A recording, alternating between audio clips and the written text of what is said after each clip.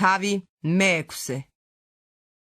ძმებო, თუ კაცი რაიმე შეცოდებაში ჩავარდება, თქვენ სულიერებმა გამოასწორეთ იგი თავმდაბლობის სულით და გააფრთხილდი, რომ შენც არ ჩავარდე განსაცდელში. შეეშველეთ ერთმანეთს ტვირთის ზიდვაში და მით აღასრულებთ ქრისტეს რჯულს. ვინაიდან ვისაც თავისი თავი რაიმე გონია და არაფერიც არ არის, ის თავის თავს ატყუებს, ხოლო ყველამ თავისი საქმე გამოსცადოს და მაშინ ექნება სიქადული თავისით და არა სხვისით. ვინაიდან ყველა თავის ტვირთს ატარებს, სიტყვაში დამოძღვრილი ყოველივე სიკეთეს უზიარებდეს მოძღვარს. ნუ მოტყუვდებით, ღმერთი არ შეურაცხყოფს, ვინაიდან რასაც დათესავს კაცი, იმას მოიმკის.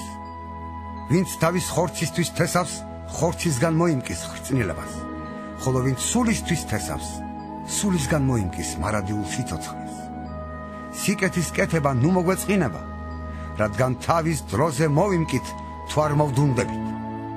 მაშვიდრე დრო გვაქვს, სიკეთე მოვიმოქმედოთ ყველამ და უფრო მეტად მათ, ვინც ჩვენიანი არ წმენთ.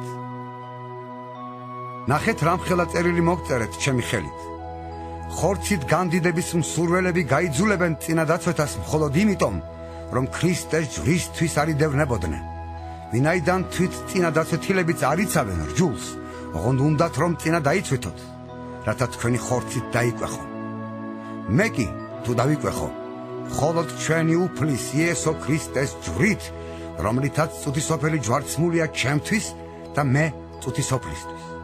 ვინაიდან ქრისტე იესოში არაფერს ნიშნავს არც წინადაცვეთა და არც წინადაუცვეთლობა, არამედ მხოლოდ ახალი ქმნილება. ვინც ამ წესის მიხედვით მოიქცევა, შვიდობა და წყალობა მათზე და ღვთის ისრაელზე. ამიერიდან ნუღარავინ შემაწუხებს, რადგან უფალ იესოს წყლულებს ვატარებ ჩემი სხეულით. ჩვენი უფლის იესო ქრისტეს მადლი თქვენ სულთან, ძმებო. ამინ.